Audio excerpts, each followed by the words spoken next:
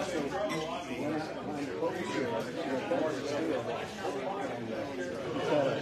everybody. I think we still have a few people coming in, so we'll wait a few minutes till everyone gets here before we do introductions. So I know people are coming in out of the cold, but I wanted to alert the audience that's watching this online that we will be starting here shortly.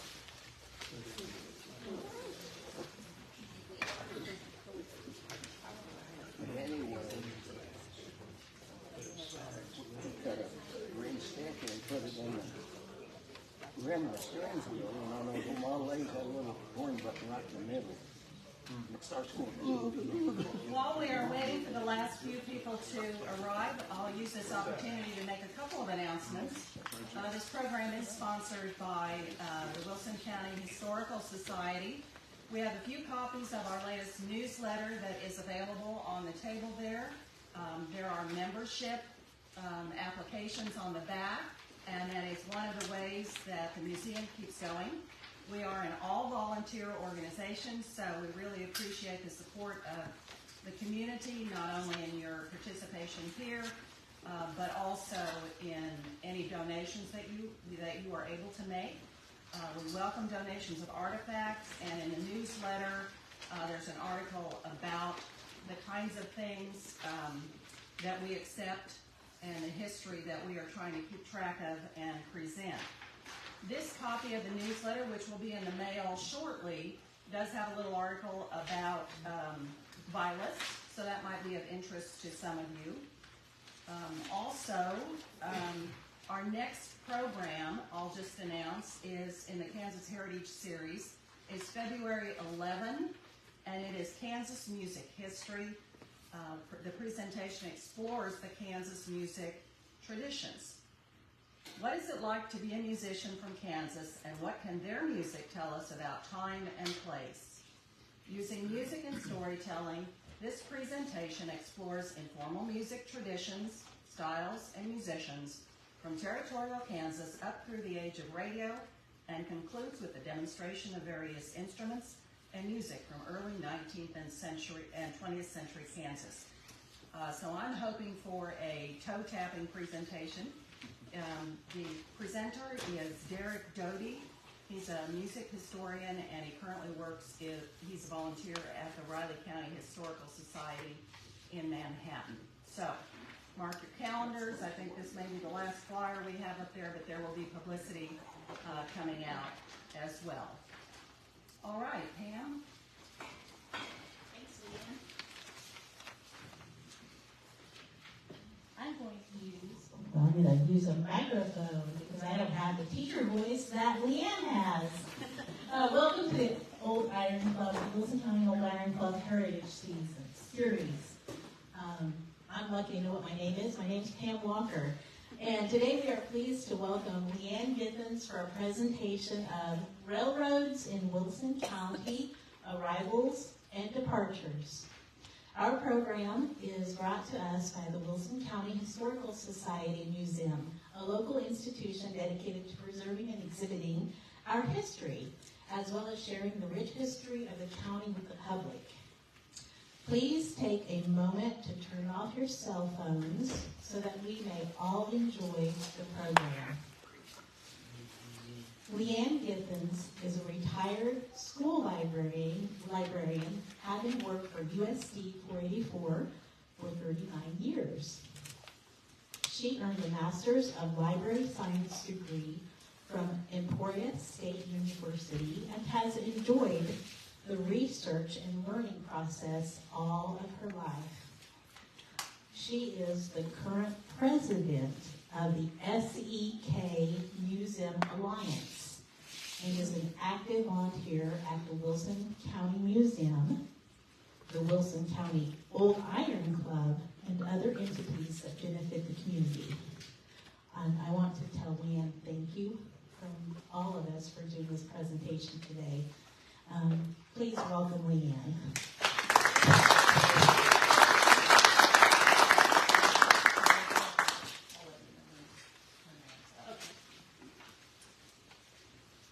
Greetings, everybody. It is definitely my pleasure to do some research and be able to present to the community, and I'll share what I know. It may not be everything there is to know about this topic, but you'll have an opportunity also to share some stories when I'm done with the presentation. I'm going to be standing in this spot right here, and if I'm in the way of you being able to see the screen that's on the wall, now would be a good time to move, because I probably won't move. But you're welcome to, there are some seats on this side if you need to do that. Also, if you would like to hear a little bit better, and there are still a couple of chairs up here on the front row, if the sound is not good enough for you. But I do have a teacher voice, and I will try to make use of that. Okay, Pam, you want to turn the lights out, and we'll get going. Okay, anybody want to move? We'll wait just a little bit.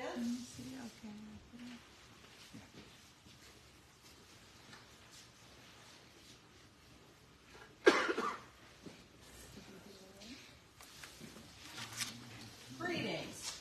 In this presentation today, I'll be sharing information about the timeline of railroads arriving in Wilson County, the location of the depots, the impact they had on communities large and small, and the departure of the railroad service and those depots.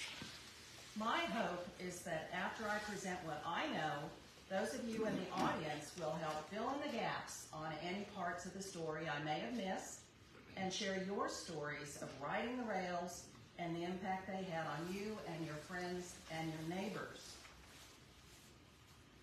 The depots were more than the buildings I will describe.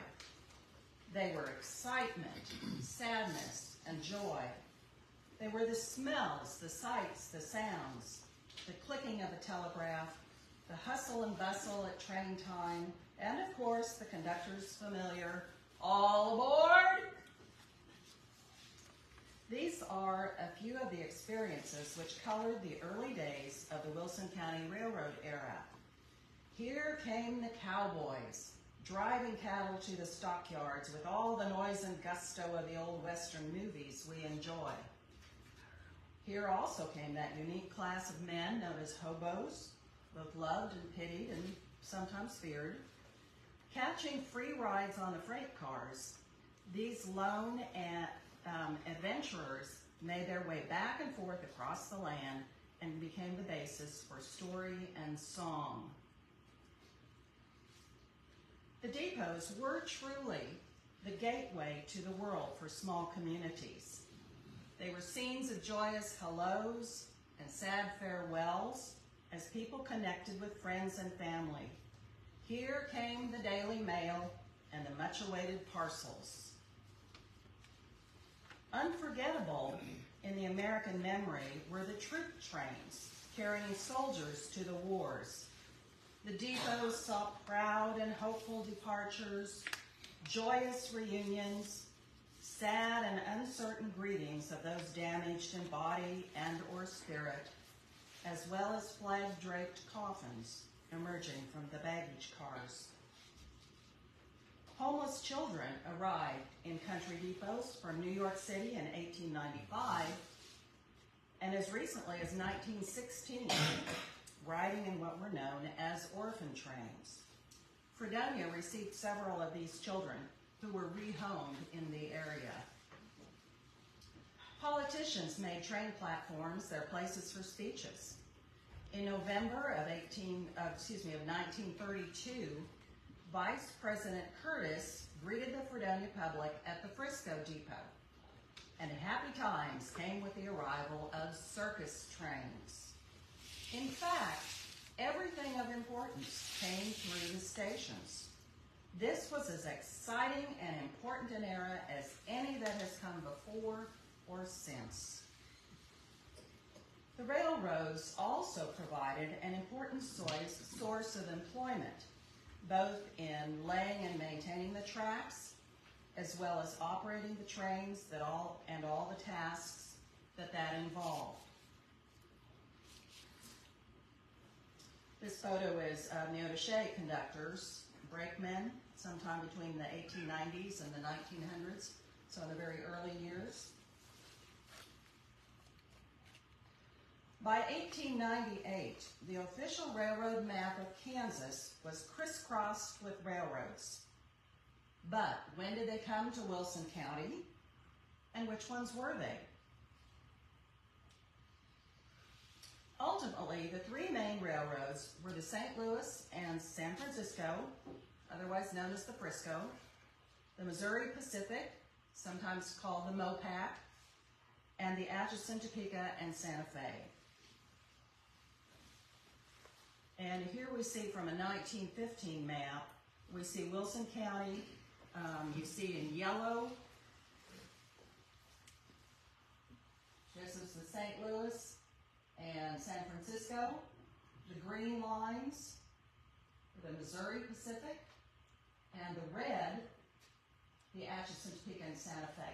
We will be coming back to this map several times. But how did this come about? So let's look at a timeline and get a sense of when all of this took place. This timeline shows that Fredonia, Altoona, and Neodesha were all organized within a few short years. Fredonia in 1868 and Neodesha in 1871. I included there the date of when Henry Ford produced one automobile every 2 hours in 1913. And you, I'm sure, are well aware of the impact that that had, and immediately followed by World War I. So change is definitely happening. It would be 15 years after Wilson County was organized before the railroad entered the county. So how did needed supplies get to the county prior to the railroads? In the first years of settlement in the county, Humboldt in Allen County and Thayer in Neosho County were the nearest points for supplies. There, in 1871, the Leavenworth, Lawrence, and Galveston Railroad Company had built a line from the north down into those towns, as well as New Chicago. How many of you know what New Chicago is really called now? Cheney, yes. It was later to continue to independence and to become part of the great Atchison, Topeka, and Santa Fe Company. Consequently, these railroad towns were growing and prospering. Wilson County towns were not. There was no regular transportation to and from these supply points. Stagecoaches were infrequent. Wilson Countyans wanted more. The Wilson County Courier newspaper in November of 1870 ran this item. We are pleased to note the fact that a regular tri-weekly line of hacks is to be established at once between Fredonia and Independence via Neodesha, and also another line between New Chicago and Kansas City via Fredonia. So at least there was some regular traffic anticipated where there would be a horse and a carriage kind of a thing going back and forth with supplies. We know that others operated as well, including the famed Wells Fargo. A Wells Fargo signboard has since been found on a farm near Roper. Now, the small settlements were desperate for railroads. They were isolated. They must have communication as well as transportation to the outside world. Beginning in 1870, many moves were made to vote propositions to induce railway companies to build into the county. The Wilson County Courier in July of 1870 carried this optimistic news. On Saturday, our young city was overflowing with strangers present to attend the railroad convention. The day was a great success. An organization to be known as the Humboldt, Fredonia, Winfield, and Arkansas City Railroad Company was formed. 100 shares of stock were subscribed. But it was not to be. One after another, the plans fell through. Then in 1873, a plan was proposed by the Memphis and Northwestern Railroad Company to connect Fredonia with Altoona and beyond. Fredonia and Center Township voted $7,000 in bonds for the start of this enterprise. The roadbed was graded from Fredonia eastward, but no rails were ever laid. Some of the roadbed could still be seen as late as 1979. This proposed venture was known locally as the Calico Road, the name given because of the many colored stock certificates offered for sale. How many of you have heard, any of you heard of the Calico Road? I had not either before this. Then things began to happen. Early in 1879, the St. Louis, Wichita, and Western Railway was built into Kansas as far as Oswego in Labette County. On May 13, 1879, a county bond election was held asking for a subscription of $100,000. This was in 1879. Think about what that amount of money might have seemed like back then. No matter what the past differences of Wilson County residents had been, this issue carried by a large majority. The people were jubilant. Headlines in the following issue of the Wilson County Citizen read, "Look out for the Iron Horse." Within 6 months, construction had reached Neodesha. The first depot was a frame depot built in 1879.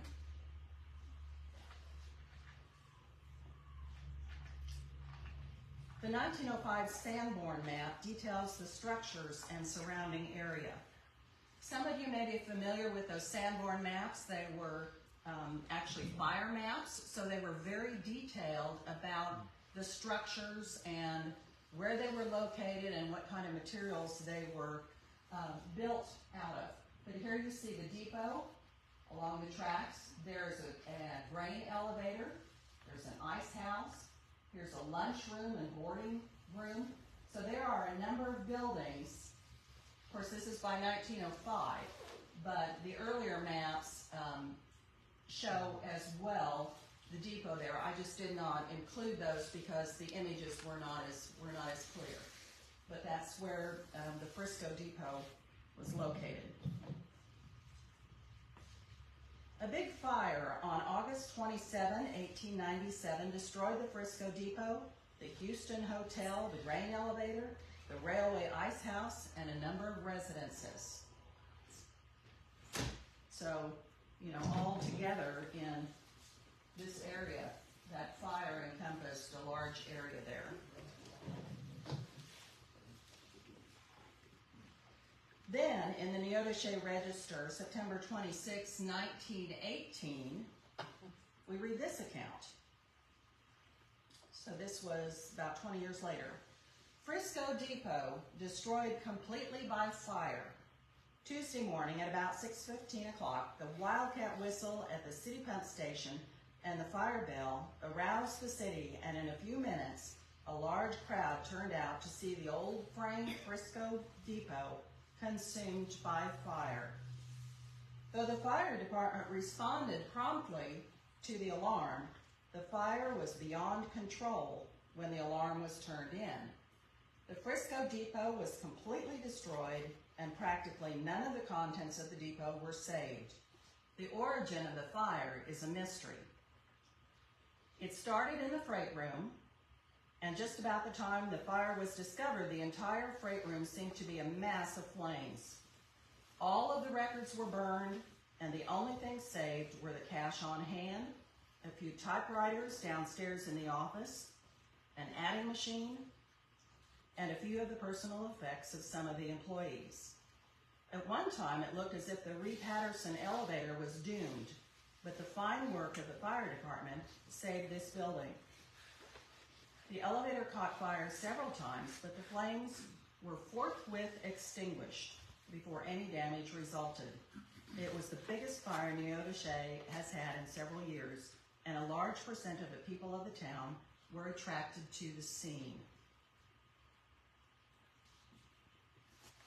I quite often think we don't give enough credit to the fire safety methods that inform those building of buildings now, and our firefighters who for hundreds of years have protected the community.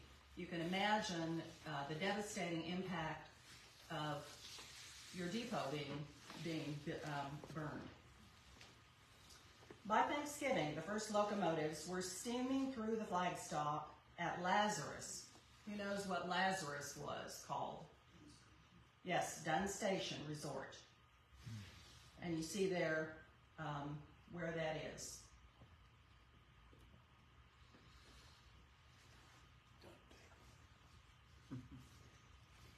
And it went on into Fredonia and New Albany, their shrill whistles sounding through the Fall River groves, which had so recently been the lodging place of the Osage Indians. Eventually, the line would reach on west to Fall River in Greenwood County and on to Wichita. The arrival of the first train into the county was indeed a glorious day. How great crowds cheered. In 1882, the rail line was deeded to the St. Louis and San Francisco Railroad Company. The first locomotive was a steam-operated wood burner with headlight illuminated by whale oil. On top was a diamond-shaped smokestack, steam whistle, and bell. At the front was a cowcatcher.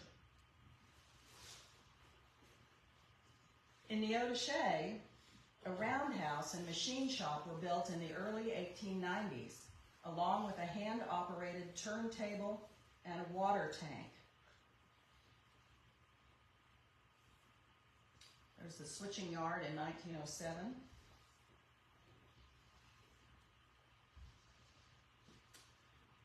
This 1912 Sanborn map details the roundhouse and repair shops. For those of you that are interested in learning a little bit more about those maps, these detailed maps, after my presentation, I'd be happy to share the source of these. They are free. They're available on the Library of Congress website. They're fairly easy to find, and they really provide a lot of information about the early history in the county, because you can see where buildings were, what businesses were in different locations. So it really informs our understanding of history of Altoona and Fredonia, Neodesha, smaller communities as well. An ice house stored ice sod from Fall River for train use. Coal was used in about 1894. Diesel engines in the 1950s. Here began a century of locomotive progress. And here we see the surrounding area being built up, no doubt influenced by the new railroad depot. Now, depots were needed at the towns, large and small. They ranged from boxcars to sheds to more impressive structures. In all of the towns, they were most important. Located commonly at the head of the main street, other businesses such as hotels and cafes, as well as grain elevators, coal, lumber, and stockyards were built nearby.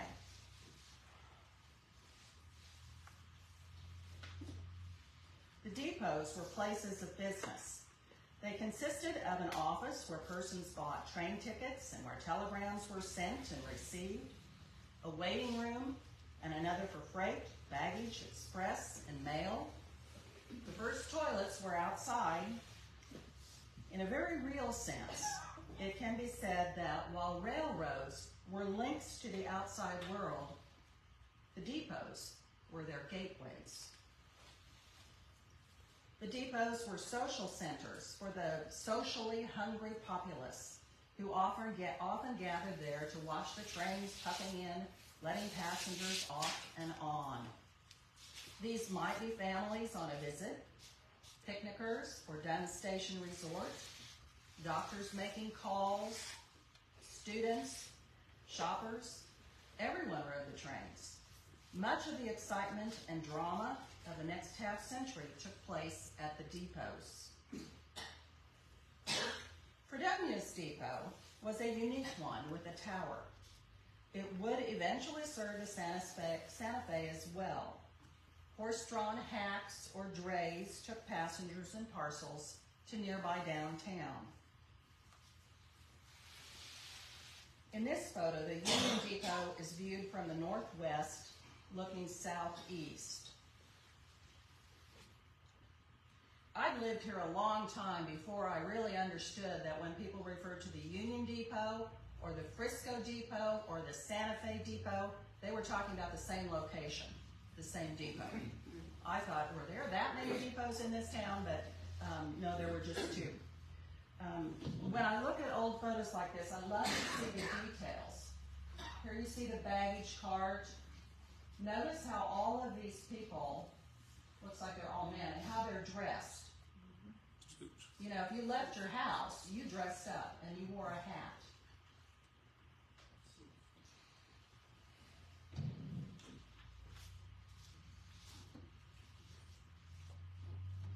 The Union Depot served Fredonia for many years with passenger and freight service. It sat between Washington and Adams, just east of the West Park. A fire in 1897 destroyed the first depot at this site, but it was soon replaced in 1898. An even earlier depot served for a short time north of this site near Jefferson, as shown on the 1881 map. So, let's see if we can make sense of this. Here's Washington. There's the courthouse. Here we see the depot where the train tracks cross. There's Salt Creek and the veterinary, the fairgrounds would be in this area. This is Mound School. This is Brickyard, the glass plant. So we see that the railroad was really well placed, or I should say this industry was well placed next to the railroad. The industry came after the railroad. This account of the fire of November 24, 1879 was published by the Alliance Herald newspaper. There were a good number of newspapers over the year in the county, and the Historical Museum has quite a list of various newspapers, some that were, you know, every small community had a newspaper for a while. A lot of them came and went, and some came back again. The Wilson County Citizen has the longest tenure of any of the newspapers in the county, but they were certainly not the only one. This account I'm going to read of this fire is from the Alliance Herald, which was a Fredonia newspaper. Again, this is from 1897. The Frisco Depot destroyed. About 12:30 Wednesday, the depot used jointly by the Frisco and Santa Fe railroads in this city was ignited by sparks from a westbound Santa Fe freight. People were at dinner when the alarm was sent out from the freight engine, then a torrent of startling, prolonged shrieks that soon called a large crowd to the scene. The fire, which started at the south end of the depot, advanced so rapidly that the entire building was enveloped in flames before the fire company was ready to throw water. Considerable freight was destroyed, only a few articles being saved. It was impossible to reach even the cash in the money drawer.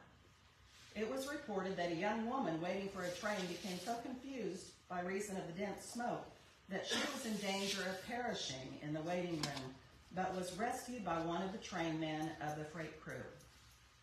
A strong wind was blowing from the south, and burning shingles were carried some distance, which, alighting on the dry grass, soon started a number of blazes. The Brinson Judd elevator, oil mill, and other buildings being in great danger of being fired by these brands, the fire company soon ceased their futile efforts to save the depot and turned their attention to other property. So that will be properties in this area, I think, that they will have given up on the depot and turned their attention north. The fact that no other loss was occasioned is due to the fact that Fredonia is supplied with proper firefighting apparatus and a competent, trained fire department. The westbound Frisco passenger brought lineman and telegraph instrument. Connections were soon made and traffic was at once resumed. Nothing is known of the intentions of the companies as to rebuilding. Mr. Lingenfelter, the agent, is at home in a baggage car where the business of the office will be transacted for the present. Well, it didn't take very long, and the depot was replaced within a year. This is actually a view from much later, from 1962. And here's an aerial view of the depot in later years. You can see from the vehicles, that tells you a little bit of the vintage of the photograph. This portion of the building, I think, was certainly not present initially, and from what I understand, this part was torn down before the rest of it was.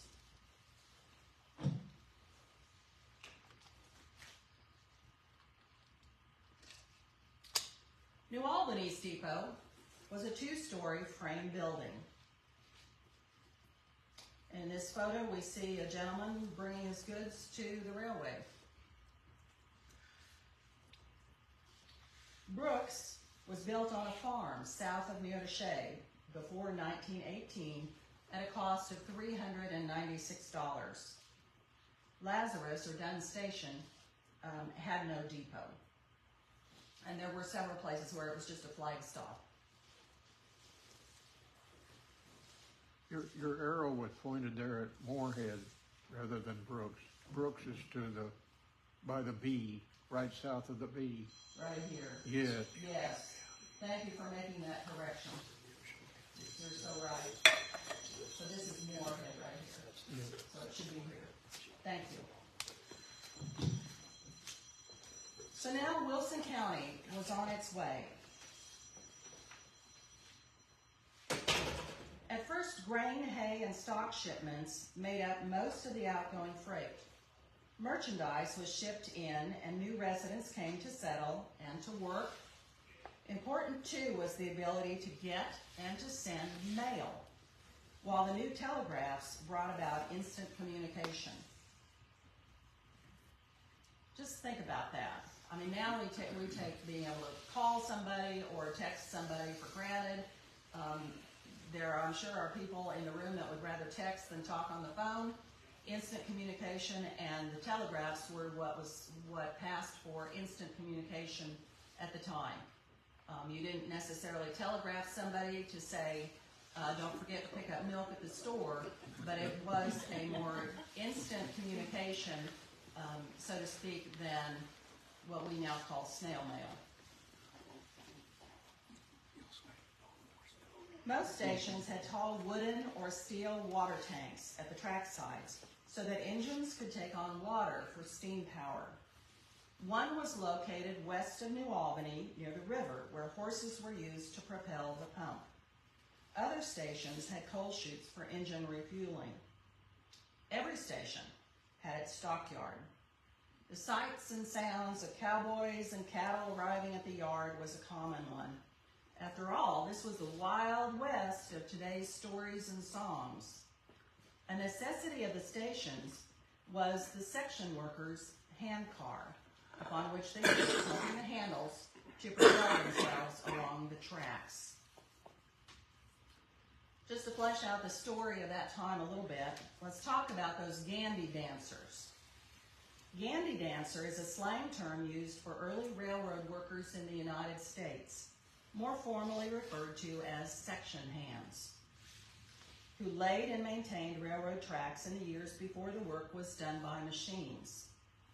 The term Gandy dancer is allegedly a combination of the name of Chicago-based Gandy Manufacturing Company, a maker of track lining tools, and the description of the railway workers' dance-like movements. This photo, dated 1887 or later, is of a location on the north side of today's West Jefferson, just east of the tracks.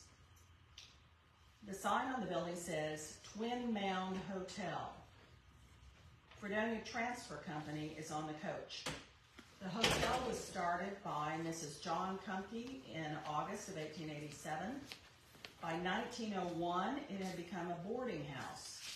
The building is no longer there. Through the years, the business of these stations came to include glass from Fredonia's glass plants, products from the linseed oil mill, bricks, cement, alfalfa, and soybean products. Neodesha shipped oil. And then along comes the Missouri Pacific Company. In 1885, railroad promoters proposed a line from Kansas City southwest. It was the Verdigris Valley, Independence, and Western Railroad Company. Bonds again were voted and the road built in 1886. The Missouri Pacific Company then took it over and depots were built. The Buffalo Depot was built in 1887 and later did a big business from its brick plant. Roper's Depot was built the same year with a freight room added in 1917.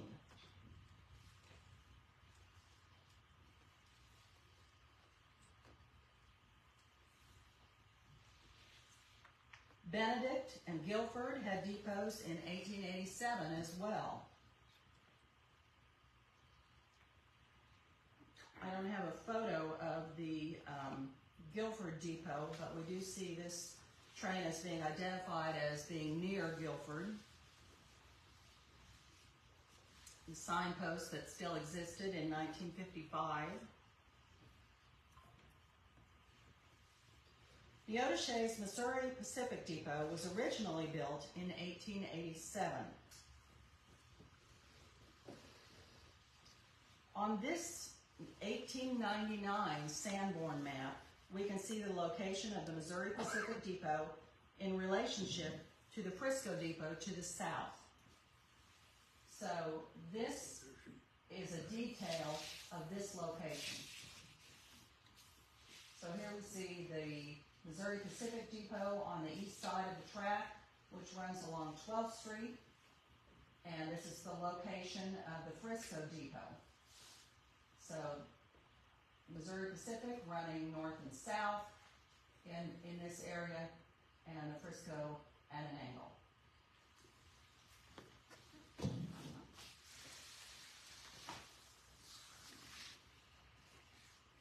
Altoona's only depot was a boxcar at which the people waited and complained until in 1909 a good brick one was built.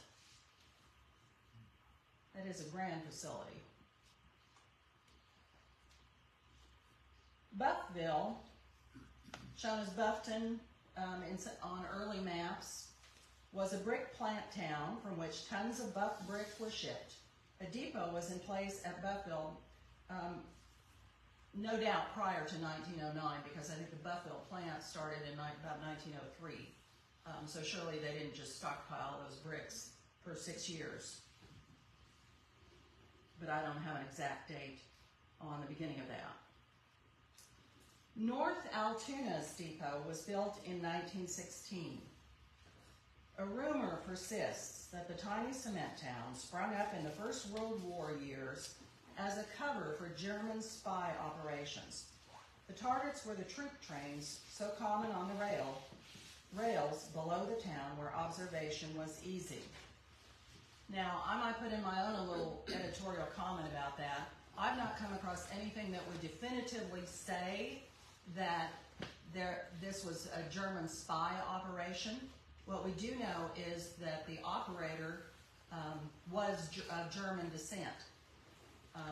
So I don't know if it was a matter of conspiracy theory or prejudice or fact. I don't know, but the rumor has persisted. In the next few years, this mainline railroad ran many trains each day with special passenger trains known as the Rainbow Specials. They were luxurious indeed, with plush-covered seats, elite dining cars and Pullman cars or sleeper cars, and were the pride of the line. Both Guilford and North Altoona depots were discontinued in 1927.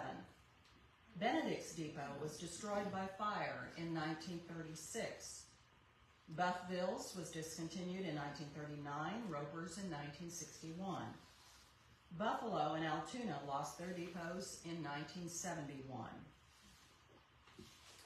The Caney Valley Railroad Company in 1886 laid tracks from Roper to the flag stop at Sexton, which was a hay loading point, and on into Fredonia, LaFountain, and into Montgomery and Chautauqua counties.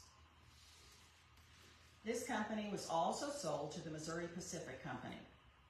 Roper was thus an important junction where a lot of the trains stopped. A Fredonia depot was built soon after the laying of the tracks. However, it was struck by lightning and burned in 1908. A new brick one was built in 1910.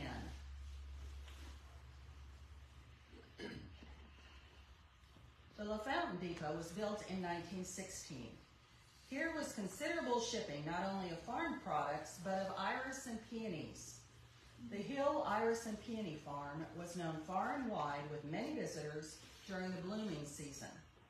Bulbs and plants were shipped internationally, Holland being one of the foreign markets. Passenger service was minimal. Passengers here, as well as other points in the county, often rode the cabooses, but were happy to do so. The LaFountain Rails and Depot were discontinued in 1924. In 1961, the Roper to Fredonia section of rails was removed, as was the Roper Depot. By 1979, the Fredonia Depot only had switches and sidings, and by 1983 it was abandoned and sold to private business. A third rail line was built into Wilson County in 1886. First known as the Kansas, Oklahoma, and Texas Railroad Company, it was taken over by the Atchison, Topeka, and Santa Fe Company. Stations were placed from Chanute westward to include Vilas, Rest, Benedict, Fredonia, and Buxton, and on into Elk County. Records from the main offices of the company show the first agents were assigned to Buxton, Benedict, and Vilas in 1890, Rest in 1913. Fredonia Station was in the Frisco building. These were the passenger stops for the popular little Doodlebug, and I'll talk more about the Doodlebug in a little bit. In Buxton, the Santa Fe Depot was north of the tracks. Mr. Neese was section foreman. Azel Sheretz was the depot agent. Harry Smith Jr. had a barn and scale house. They bought and sold trainloads of hay. 3 or 4 boxcars were used to house the Mexican rail workers. At night, cattle was loaded to be shipped out. Buxton was considered the hay capital of the world and was of considerable importance. However, the Wilson County Citizen in 1911 reported this complaint. Buxton, though rather disappointed at not receiving an electric-lighted night passenger train on the Santa Fe, is reasonably satisfied with the present service. They can now get into the hind end of the caboose without resort to stirrups and a boost from a husky section hand. Now there's an image. Take a look at the details in this photo.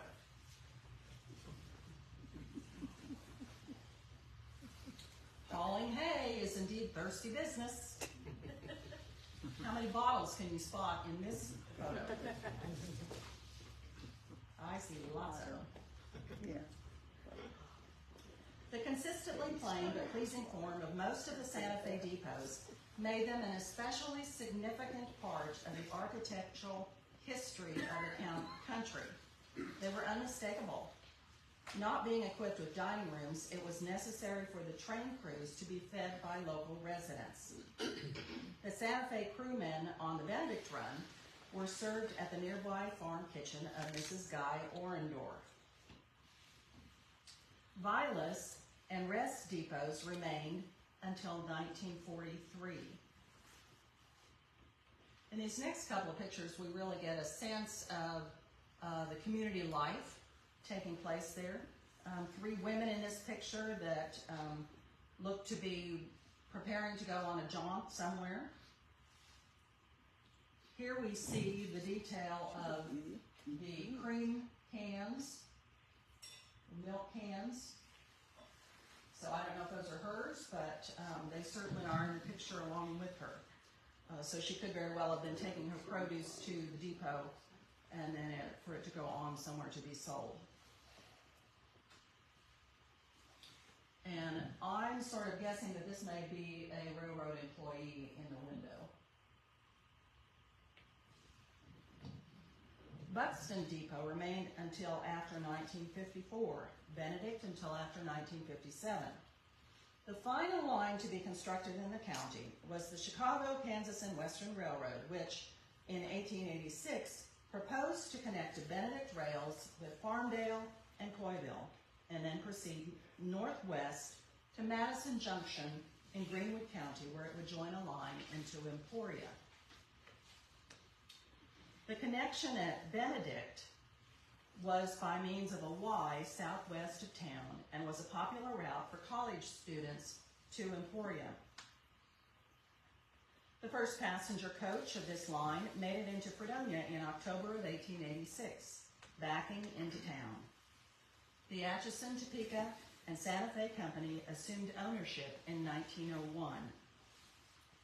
Coyville Depot was built soon after. Farmdale had only a boxcar.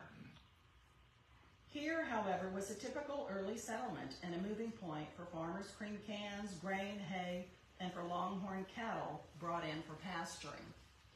I would point out that I do have a drawing of the Farmdale area. It's on the table here, and you can look at that afterward. Kind of shows where things were surrounding that boxcar.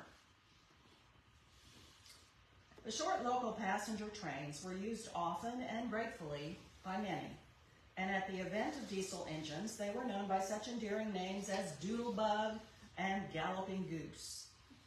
Several Benedict school students commuted to their farmhouses in this way. The Doodlebug was a single long unit. One end had a passenger area. In the middle, a freight carrying area, like a short boxcar, and the engineer cab engine generator for power to the wheels were on the opposite end. The engine ran real slow and sort of chug-chugged. Sometimes it would pull a boxcar or two. Now, just a word about this photo. I don't know if this was the exact Doodlebug that was active in this area, but I do know from my research that this was a Doodlebug somewhere in the United States. It's called a Doodlebug. It was the M177. So perhaps it was very similar, but they were all one engine or one car units.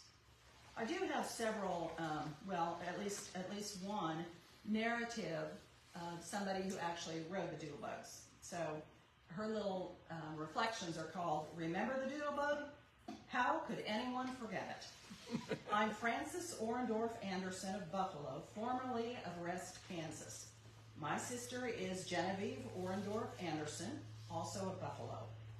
We lived on a farm just a few yards north of the town of Rest, which was between Benedict and Vilas on the Santa Fe Railroad. Our dad, Arthur D. Orendorff, was depot agent at the time of the Doodlebug story. Our mother, Winnie B. Orendorff, had served as Rest agent during World War I, as so many men were called into service.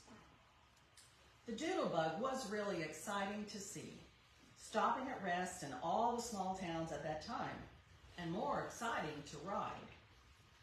One day, the Doodlebug died and refused to go at Rest.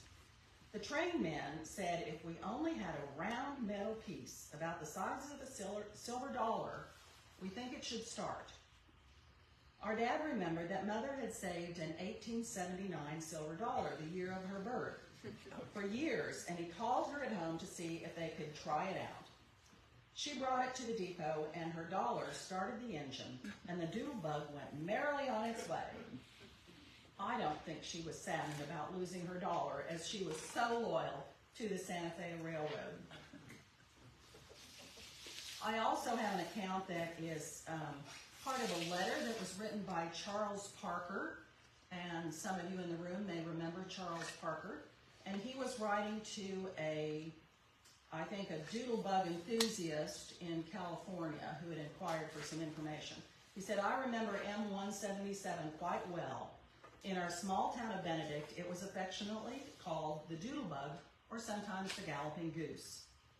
The doodlebug always stopped at our town for a variety of reasons, aside from transporting passengers.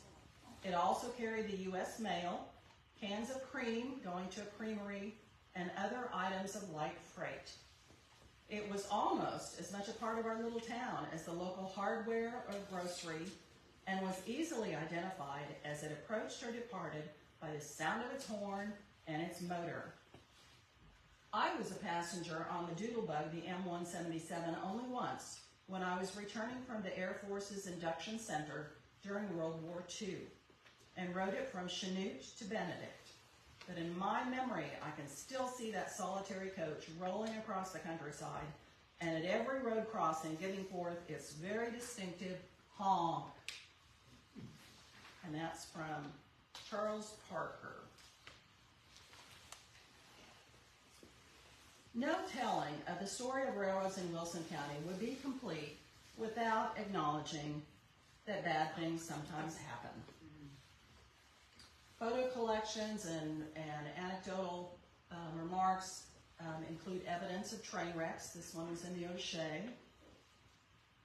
Fires, as we've mentioned. This one was the Union Depot in 1897. And criminal activity. Boston Corbett, I don't know if any of you are familiar with that name, but he assassinated John Wilkes Booth, who of course assassinated President Lincoln, and Boston Corbett was last sighted at the Neodesha Depot. I was not aware of that until recently. There are, of course, extensive accounts of the New Albany bank robbers escaping by train, and many, many accounts of the sharp-eyed station masters spotting something suspicious, some suspicious activity, and people were apprehended at the various depots. So these are just a few of the incidents that made for a colorful and eventful life in communities along the railway. In addition, the story of the gumbo pits is begging to be told. So the gumbo pits are north of town. This image I took just last week off of Google Maps. So that is what can be seen from the air right now. And we see, here is Highway 400, just north of the Sheriff's Office and TCI and LMI. Here's 15th Street. And the railway roadbed. And then we see these three very distinct, where the fourth one, very pale, strips in the ground. And you can see them if you're looking for them, and know they're there. When you're traveling along Highway 400, and you look over to the north, you can see them. Now, if you're interested, I would not suggest traveling this road in wet weather, because these are called gumbo pits for a reason. And I'm not sure that road is very actively maintained by the county, but you might need to call for help if that's the case. The best explanation of what was occurring that caused these really comes from the newspaper. So I'll read the account that was in the Wilson County Citizen in December 9, 1904. A great enterprise. The Santa Fe Railroad's ballast works at Fredonia. Recently, the Santa Fe Railroad Company purchased of S.M. Smith and W.T. Freeland about 70 acres of land a mile north of Fredonia between the Missouri Pacific Track and its own, just north of the crossing of these railroads, as a field for the burning of clay ballast for the Santa Fe's roadbed in this part of Kansas. The enterprise is a large and novel one, at least novel for this locality. The land cost the railroad company $125 per acre, or approximately $8,500. It is underlaid with a deep layer of heavy and dense gumbo, especially adapted for ballast after burning, and being suited so favorably for utilization and the construction of switches, it proved a chosen spot for the great undertaking. The actual kind of soil, I've been told, is Czar clay soil, and it is unique to, I think, just a few places in this part of southeast Kansas. Although gumbo can be found lots of places, but the Czar, from at least what I'm reading, and I'm sure there's soil conservation people that can tell more definitely on that.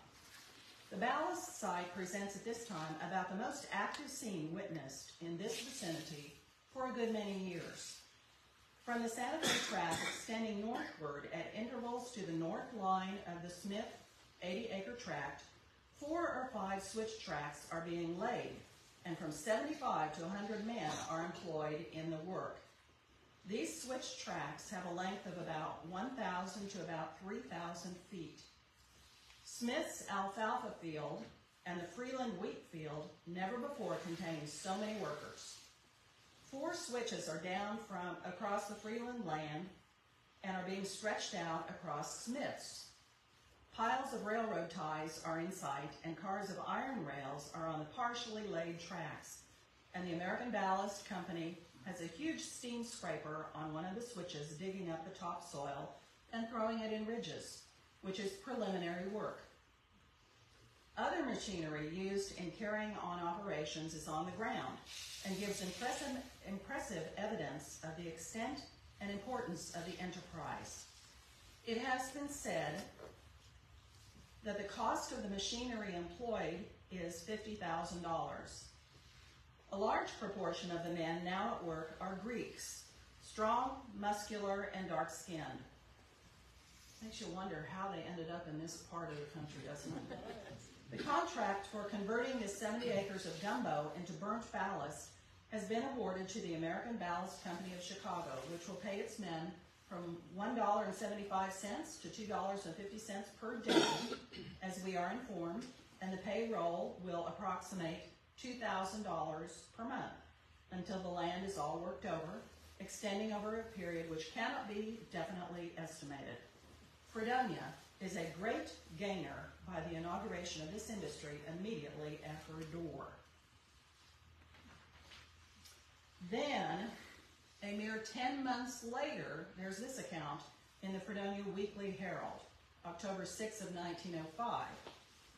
The American Ballast Company, having completed its contract with the Santa Fe Railroad Company at this point, and also used up nearly all of the gumbo on the Santa Fe's land, has moved its machinery and outfit to a place near Caney. This is not a very desirable industry for a town, and few people will notice that it has gone. The gas and smoke arising from the ballast works when the weather conditions were right settled down on the town and proved a source of annoyance to the citizens. Besides, the gases were injurious to any vegetation with which they came in contact. I just reflect on this. This was 120 years ago now, and they were here for less than a year, and 120 years later, the impact on the land is still obvious. So what we do today matters, and will matter for the future. Now I have a personal account about the gumbo pits. This was from Recollections from Dorothy L. Monacle in March of 1994. And this is the way she described it. North of Fredonia, there were at one time 2 railroads separated by what was known as the gumbo pits. Gumbo is black and very sticky dirt. In Dorothy Nell's words, when it gets wet and you squeeze it, it will make a ball that you can hardly break up. Daddy always said, if you plow that land when it's wet, it would take 5 years to bring it into play. But if that gumbo was fired and burnt, it made real hard clinkers, and those were used as ballast to build the bed of the railroad track. Once they had built the tracks, the pits where the gumbo had been dug for ballast were not of much use except for fun. They were long and 4 in number. Originally, the area all around was prairie grass, and the water that filled the pits was real clean, and it was a nice place to go swimming. Since it was not very far from Fredonia, in the winter, all of the kids with ice skates went out there skating. The pits were long, and you could go far before you had to turn around. It was a wonderful place, and later it was stocked with fish. So the gumbo pits were kind of a famous place for fun. I remember that we would go over there and swim. Dad would dive into the pit and would come up way up there. I knew that he couldn't swim that far. Finally, I found out how he did it. There was still a track on the bottom of the pit. He would go down and take a hold of that track and go hand over hand. There were different depths. The deepest one, I think, was 10 to 12 feet deep. The land all around there was flat and farmed. Now there's a lot of algae and weeds in the pits. If you ever go out 15th Street to the second corner and to the left and to the railroad tracks, that's what is left of the gumbo pits. And that is one thing that I remember. In summertime, people would stop if it was dry and haul water from the gumbo pits. Another account says in the summer the water was warm, and in winter they made excellent skating ponds, being over a half-mile long. There were 4 of them. Then as the years passed, they were stocked with fish, and no finer bass, bluegill, or crappie fishing holes ever existed. But in time, salt water from nearby oil wells seeped in and ruined the fishing, and very little water stands in them today. Well, by 1914, we have this account in the Fredonia Daily Herald. Hunter's notice. Hunting on my farm, known as the Gumbo Pits north of town, must be stopped, or I will prosecute those who are doing it, as I know who you are. A word to the wise is sufficient. S.J. Hess. So that was 1914. Well, in 1917, it is reported that about 50 young people went skating on the Gumbo Pit Monday night. So his word to the wise was apparently not sufficient. In 1923, Ernest Carter and J.T. Henschel went fishing in the Gumbo Pit north of town yesterday. One claims he caught 17 fish, while the other claims a catch of 14. And then we also, that same year, we see no hunting, fishing, or trespassing upon the lands on which are located the Gumbo Pits. Excelsior Brick Company owners, Fredonia Gun Club lessee. So, of course it is private property and should be respected as such, but it does have an interesting history and just one of the many interesting things you can see if you spend a little time on Google Maps.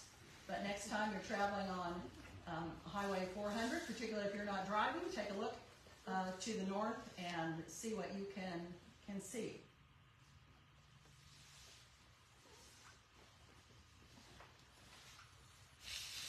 The people now had what they had hoped for: the freedom and advantages of rail transportation and of communication. This was a unique era in Wilson County history, bringing unbelievable changes in her way of life for all time. Although other rail lines were proposed, they never became realities. The days of pioneer railroading were over. But as motorized transportation emerged, the work of the railroads diminished.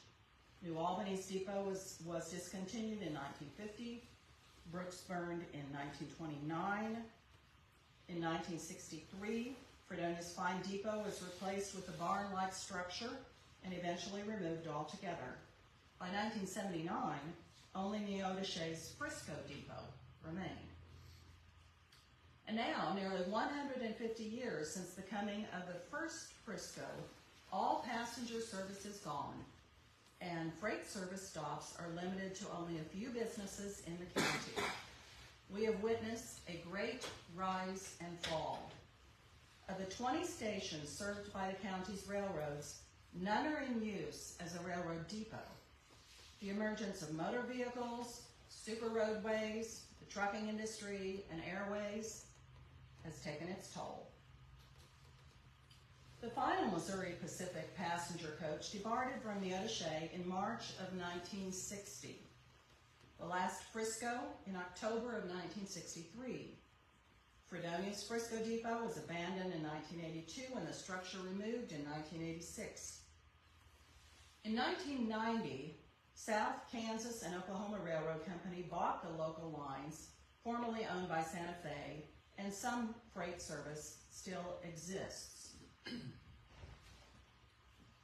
In 1879, editor John S. Gilmore had these headlines in his newspaper, the Wilson County Citizen: "Look out for the Iron Horse," and "Glorious future assured for Wilson County." But the once eager citizens had other concerns as the final passenger trains passed out of sight. We read this bittersweet comment from Joseph Allen's book, Cho'oni to High Iron. The last of the passenger trains passed through Neodesha in October of 1963. Only a small crowd was on hand to see it fade from the scene. And so ends the story of the railroad era, its rise and fall. From the Doodlebug to the Missouri Pacific's Railway Rainbow Special, the railroads brought life and growth, but none could match the significance and the excitement or the glamour of the first steam train. And I want to give some acknowledgments for where my information came from. I relied heavily on history written by Leah Hefner in 1979, and for her research she relied heavily on newspaper accounts as well as her direct contact with railroad officials. Newspapers.com, the Library of Congress Sanborn maps I referred to. KansasMemories.com has fabulous photographs, and some of you may be familiar with that site. Byron Schroeder is also a local researcher who posts a lot on Facebook and shares online his research. And then additional photos and materials in the files of the Wilson County Historical Museum and the Neodesha Public Library. So there are a lot of resources available, and I'm happy for those resources. Pam, if you would turn the lights on now.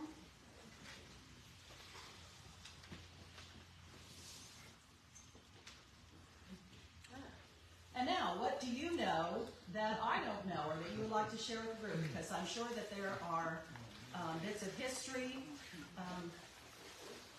that people would be interested in. In all the old towns, there was a local drunk. In New Albany, the local drunk stumbled across the railroad track. He fell off the side of the track, but failed to get one foot off. The train cut his foot off, and from then on, they called him Foot and a Half. I've heard that story before, and there are multiple versions of that story. So for those in the audience that have done some research, that is only one story. There may be others. Yes? I could add to that. The lady that ran the, where you work, the museum, Mrs. Cantrell. I don't know. Her husband ran the Skelly station where, Doris Cantrell. yeah, Doris Cantrell. I took my Kansas history kids when we did the local history section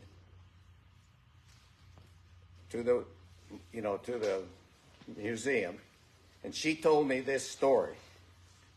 I can't remember a lot, but I can remember this story. She said there was this gentleman that was considered kind of the local drunk, who was her uncle. She said they were playing poker, him and some other men.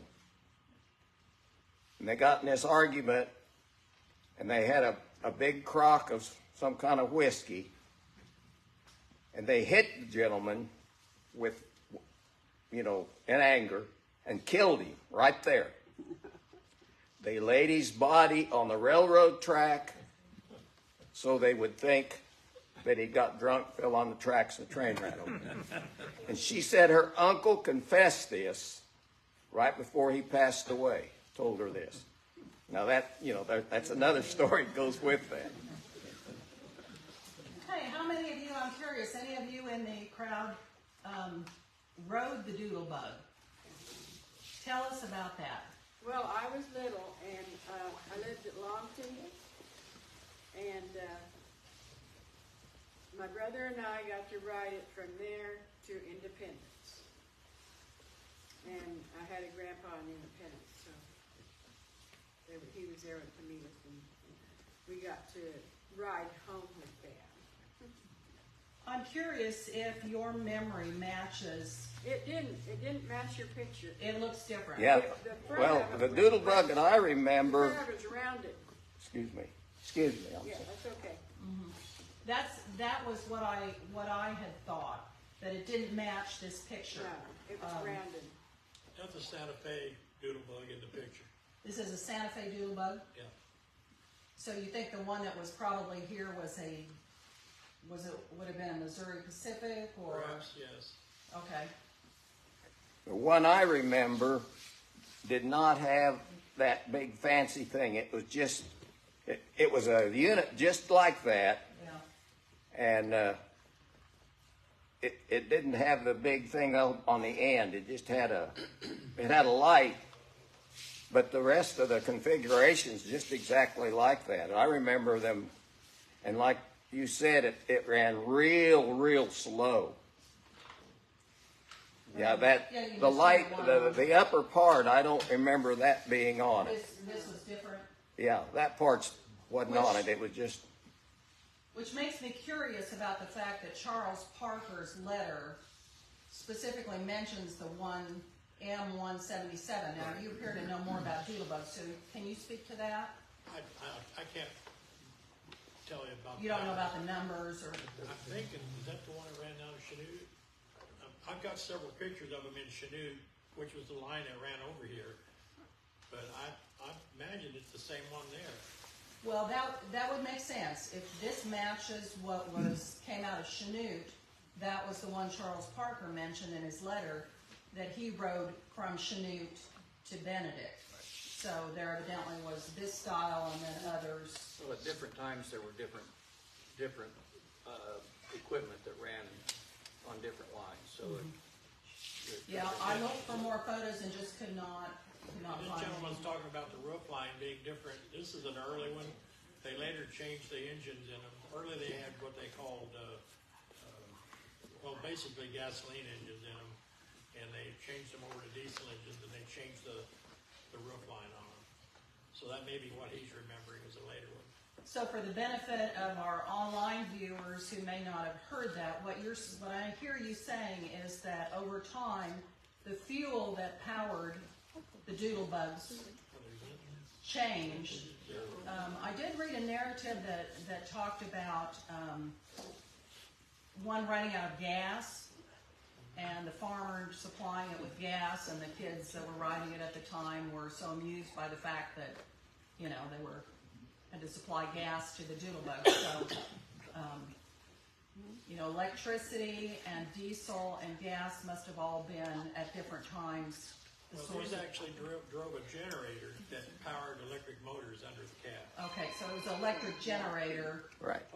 That's. All right. Okay. Yeah. Yes. In the mid-60s, my dad purchased Roper Depot and moved it to our house, and it's still there and restored. So it's of some use. Yep. Still of some use. That's It's great. interesting because you said in 1961 is when Roper no longer had a depot, and I know from his mother's notes That's when they moved it to the farm. Okay.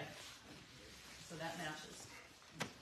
My mom said when her dad and her uncle owned the hardware store in the Fountain. And when until she was about in the 6th or 7th grade, then she moved up northwest of town. But she said they rode the Doodlebug from the Fountain to Fredonia to visit my uncle. Now, my uncle is a G.S. Brindle, Loans and Insurance. He'd be my great uncle. And he would have been my granddad's brother. That sign right up there off from Maple Grove, from the curtain up there. And she said it cost 15 cents. And she said that was a lot of money. Yeah, it's amazing to me when I read the accounts of how much money and the people committed this amount of money or that. And just for us now, some of it doesn't sound like very much. You know, they were paid $1.25 a day. But that was a significant impact on their lives at that time. Connie, I think you had a story or a little bit to tell from the Neodesha. Well, for one thing, the roundhouse would have been in our backyard, so pretty much where we live almost. But my great-grandfather, George Pettit, retired from the Roundhouse Railroad. And Larry's dad retired from the railroad, so we've got a pretty good railroad background. And we've got union records from when the union met, because when his parents passed away, we were cleaning their house and found boxes of the minutes from their union meetings. Yes. Leanne, and City Hall in Altoona, they've got a little bit of the history of North Altoona. To add a little credibility to your story about him being a German spy, I think Beitner was the name. There was supposedly even a tunnel from the Beitner's house that was, of course, on a crest that overlooked the river and had secret tunnel underneath that. And the family disappeared overnight, so of course that would only then stir up the rumor mill that Sure. you got a German spy and had to get out under the cover of darkness.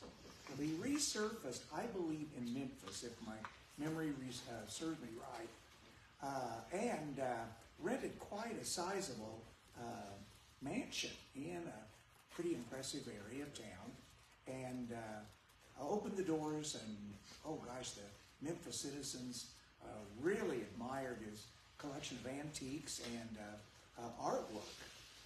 Well, unfortunately, the residence caught fire, and Mr. Beitner was so upset about the loss of all his possessions that he died of a heart attack on the spot. Oh my, what a story, what a story. Was that part of the concrete castle? Yes.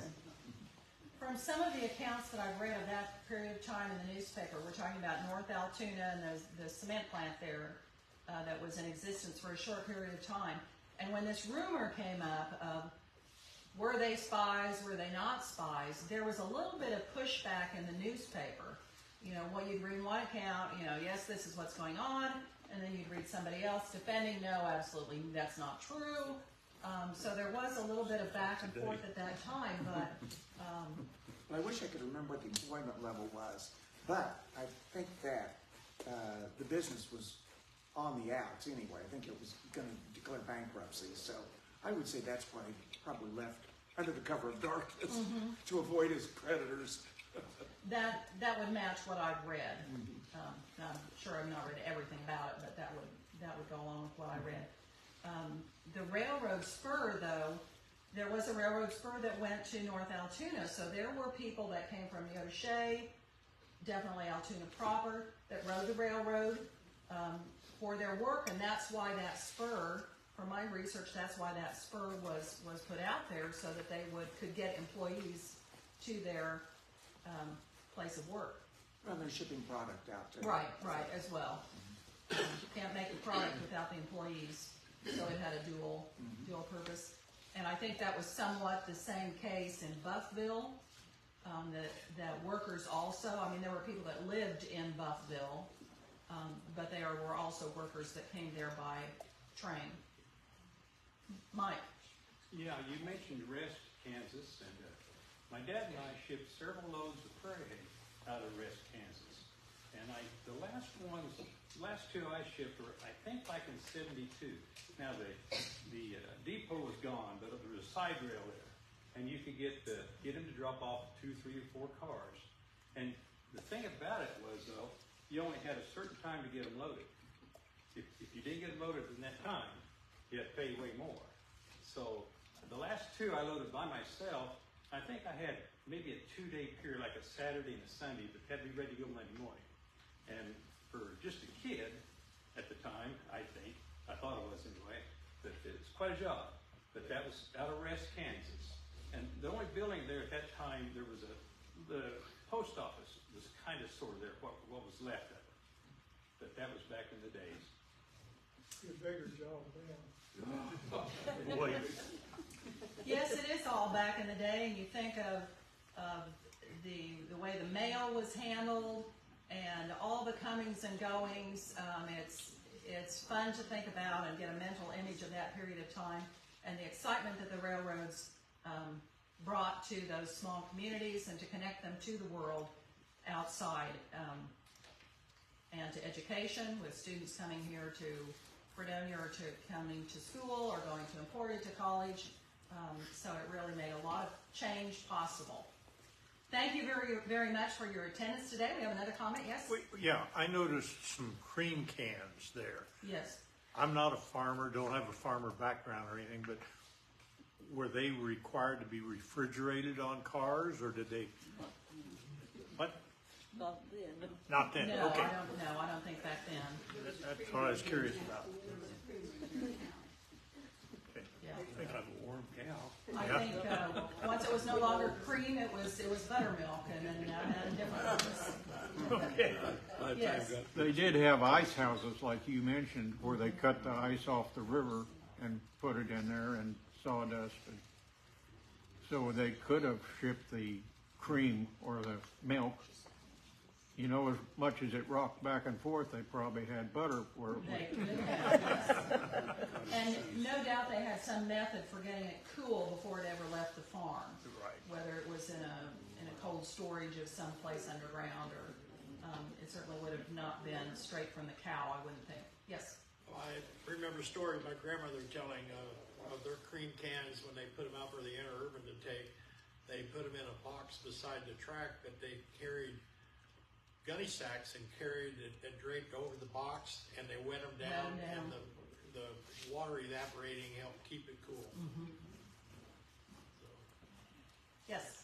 The line that went from Benedict to Coyville, when they built the dam at Toronto, was that the end of that line? Is there someone in the room that can answer that? It went out before that. It ended well before they built it. Well before the dam? Yeah. Okay. Yes? Does anybody know anything about the train wreck in Fredonia that was coming from Wichita to Neodesha? My grandfather had the right of way, but there was a train on the track, and when he come around the bend, the family history said that him and the fireman jumped because they didn't want to be on an engine that had all that steam. Mm-hmm. And the fireman got hurt, but he quit rather than get fired. Mm-hmm. So was he the engineer? Yes. Yeah, okay. Yeah. I'm not familiar with that story, so thanks for sharing that. It surely made the newspaper at that time. What year was that? We don't know. You don't have a sense of that? It's another point of research for us. Yes? I rode one of the last eastbound passenger trains on the Frisco from Neodesha to Monette. Did you? When I was about 11 years old. What year would that have been? And either 62 or 63, right around in that time frame. That'd have been about 12 probably. That will have been back in the era where people really dressed up to ride ride the trains I and. think I was the only person on the train other than Were my you? crew. Yes. I don't remember anyone else being there. Yes. Here's a rather interesting picture of the last Frisco passenger train coming through Neodesha, and it's at the depot. It was printed in the Neodesha paper, and this young man was standing beside the locomotive in the photo. Me and Really? three of my friends were I wonder photographed. if it's yeah. one of them on the table. Did you spot it? Missouri Pacific. Okay. Well, thank you so much for being here. We really appreciate it. And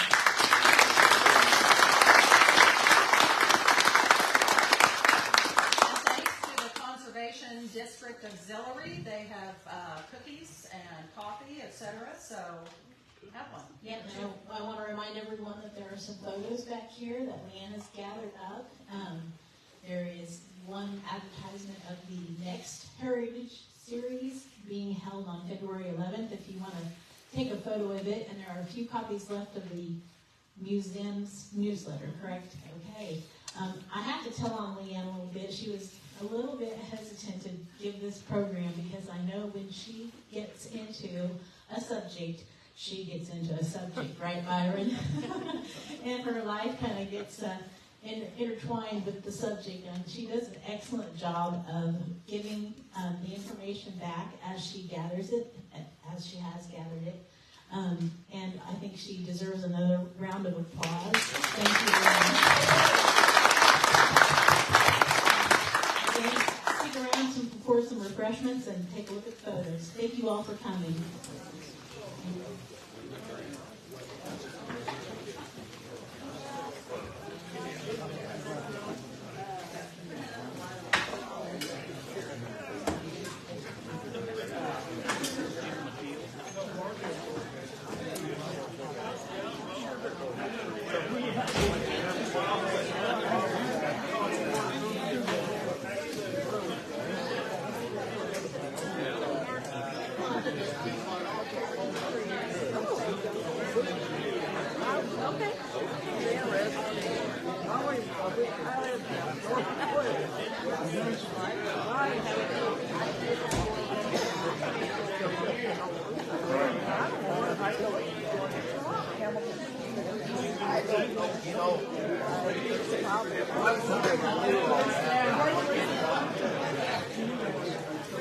I remember something really,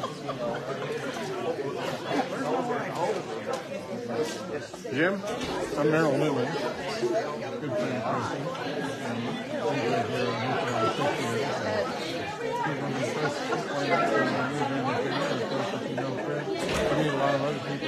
I meet a lot of other people too. He really helped us just slow down. They live in the other state also.